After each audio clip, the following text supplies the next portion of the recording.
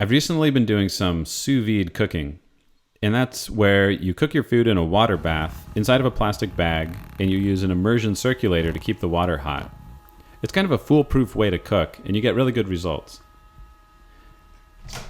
The immersion circulator I have is called Joule, and it's this really minimal, sleek device. It's so minimal that there's no buttons or UI or screen on the device itself. And that means you have to control everything through an app. Usually when a hardware device is controlled through an app, I hate it because the app is garbage. But the Joule app is actually really nice. It even has some UI animations. Now, one of those animations is this hamburger menu, and the menu icon animates into an X when you open the menu. And I was tapping back and forth on it, and I thought something about this animation looks a little bit weird, but I can't quite put my finger on it. So I took this recording of the animation, and that lets me step through it frame by frame and see what's going on. So let's do that. Here we are at the beginning of the animation, and I'm going to step through, and the first thing you'll notice is that middle line fades out because the X only has 2 lines, so you don't need the middle one. But what's interesting is that it rotates along with the top line as it fades out. And I kind of thought it might look cleaner if it just faded out in place rather than rotating and fading out, because it's less overall movement. The next thing I notice is that the top and bottom lines, they start to rotate because they need to rotate about 45 degrees to form the shape of the X. But when they get to 45 degrees, they keep rotating. And you can see here how they keep rotating past 45 degrees. And then they form an X. So to me, that seems like extraneous movement. And when you have a really small, fast UI animation like this, any extra movement can really be a problem because you have so few frames to express the animation that extra movement means things have to move faster, maybe more choppy, it looks more glitchy, it kind of ruins the effect. So I had a hunch that if I faded out that middle line without rotating it, and then removed the over rotation of the top and bottom lines, this animation could look a bit cleaner.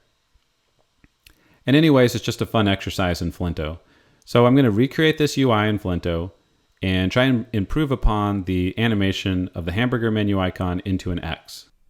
All right, so here's my really crude recreation of the Joule app UI. And I've got the hamburger menu up here. I'm going to draw a link over the top of that icon and target the screen where the menu is open. Make a new transition, and I'm going to call this transition hamburger. Now before I work on the transition, I'm just going to exit out of the transition designer because I want to create a backlink on this button here. So I'll target the backlink, and that'll be tap. All right, so now I have a way to get back. I'll go back into the transition designer, and let's make this transition. So I've got my 2 screens, and I want them to be aligned for this transition. So I'll click the Align Screens checkbox. That brings the screens into alignment. And I think I can just connect the 2 content groups that have the majority of the content of the screens. So I'll select those and click Connect Layers. Let me just toggle that. That looks right. And let's see, this stuff, the menu items, that should be off to the left at the start of the transition so that it slides onto the screen at the end. Okay, now I've got these 3 lines that make up the hamburger menu. I'm going to drag those up to the top of the layer list so that I can see them here. And let's zoom in on this header area. Okay, I'm going to take the X. I'm going to grab all the layers that are part of this X and drag it over here so that at the start of the transition, the X button is over where the hamburger icon is. And the background of that X button should be faded out. So I'll set the opacity to 0. Now let me toggle this in slow motion. You can see that background is fading in as the animation goes.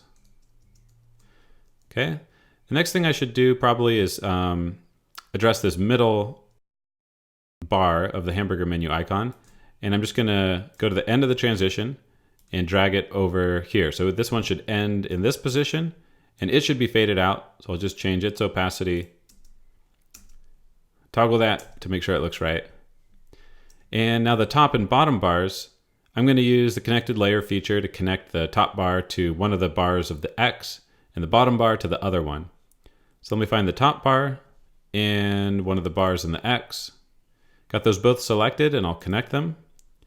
And then I'll do the same thing for the bottom bar and the other bar of the X, and I'll connect those. Cool. So now we're back to something that looks like the start screen. I've gotten rid of all those other elements. And as the transition goes, I'm playing it in slow motion. It does the correct animation. So that's pretty much the right animation. And let's open up the preview so we can try it out here. All right, so I tap there, tap to go back.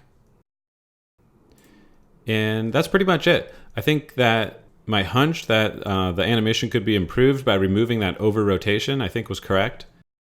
And making it so that the middle bar just fades in without rotating. I also think that that improves this animation. Great, so hopefully you learned a little bit about how to create this type of a transition, but also you can see how useful it is to recreate a transition like this. Just imagine if you were working on this app and you wanted to communicate with a developer about what exactly you wanted the animation to do.